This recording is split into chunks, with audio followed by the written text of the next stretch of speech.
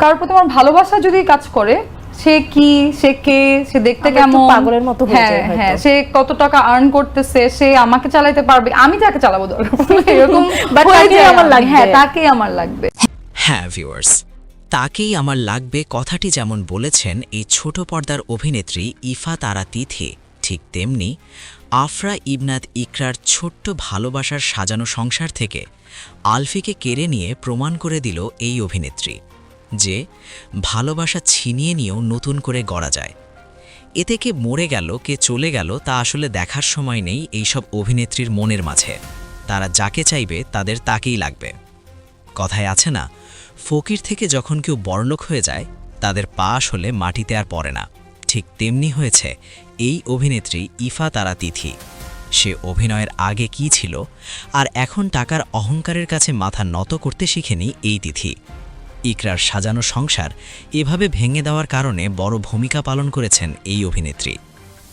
সামাজিক মাধ্যম থেকে যতটুকু জানা গিয়েছে, এই ইফা তারা তিথি ও আলফি গত 4 মাস আগে অর্থাৎ 2022 সালে 28 নভেম্বর আইনিভাবে তারা গোপনে বিয়ে করেন এবং তারা ঢাকা শহরে অভিনয়ের পাশাপাশি আলফির কথায় ইফা তারা তিথি একটি ফ্ল্যাট বাসায় থাকা শুরু করেন এবং সেই সাথে সেখানে মাঝে মাঝে মাস্ক পরে আলফি যাওয়া আসা করত। যদিও দিনের বেলায় সেখানে কখনো যায়নি এই অভিনেতা, তবে সেই বাসার নিচে একজন আলফির ভক্ত বিষয়টি জানতে পেরে তিনি তাৎক্ষণিক সময়ে এই বিষয়গুলো আলফির স্ত্রী ইকরার সাথে সামাজিক যোগাযোগ মাধ্যমে যোগাযোগ করেই এই বিষয়গুলো খুলে বলেন এবং হাতে নাতে প্রমাণ করে দিয়েছিলেন সেই আলফির এক নাম না প্রকাশ করা ভক্ত। আলফির স্ত্রী বিষয়টি নিয়ে গোপনভাবে অনুসন্ধান করে দেখেন বিষয়গুলো আসলে সত্যি। তিনি এই গল্পের ভিতরে প্রবেশ করে দেখেন যে তারা দুজন, জাহের আলভি ও ইফা দারা তিথি, এই দুইজনের সঞ্চয় করা জমানো অর্থ দিয়ে নেপালের মতো দেশে 3.5 কোটি টাকা দিয়ে নেপালে বাড়ি কিনেন এই দুই যুগল। যা জানতে পেরে একবারে ট্রমার মধ্যে পড়ে যান আলভির স্ত্রী ইকরা। এইসব বিষয় জানতে পেরে কোনোভাবেই মানতে পারেনি এই ইকরা। একটি সময় ইকরাও বুঝতে পারেন যে এই আলভির মতো ছেলে অভিনয়ের কথা বলে এত বারবার নেপালে যায় কেন। বিষয়গুলো আলফিকে বলা হলে তিনি ইকরার সাথে খারাপ ব্যবহার করেন এবং ইকরার মতো একজন মহিয়সী নারীর সাথে খারাপ আচরণ করা শুরু করেন এই অভিনেতা।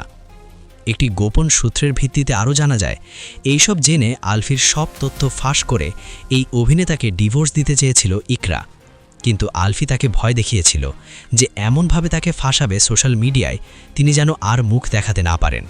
শুধু তাই নয়, একদিকে ঘরের স্বামী অন্য কারো সাথে রাত কাটায় আর অন্যদিকে নিজের সন্তানকে সাথে করে নিয়ে ঘুমায় ইকরা। তবে কথায় আছে যে ভাগ্যের লিখন কখনো মানুষ চাইলে আসলে পরিবর্তন করতে পারে না। তাই তো এত ট্রমার মাঝে না থেকে আলফিকে একবারে চিরতরে মুক্তি দিয়ে নিজেই চলে গেল সারা জীবনের জন্য না ফেরার দেশে এই ইকরা। জীবন দিয়ে দেখিয়ে দিল তার মতো আলফিকে কেউ ভালোবাসতে পারবে না। পরিশেষে বলতে চাই, একটি সাজানো গোছানো সংসার এভাবে ভাঙতে পারে এইসব অভিনেত্রীরা। আসলে এদের কাছে কি শেখার আছে?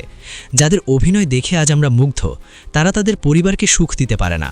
তারা করে নাটকের নামে ভণ্ডামি, দর্শকের সাথে করে প্রতারণা। এই অভিনেতা ও তিথির মতো অভিনেত্রীদের কেমন শাস্তির দাবি জানান আপনারা? এই বিষয়ে আপনাদের মতামত আমাদেরকে কমেন্ট করে জানিয়ে দিতে পারেন।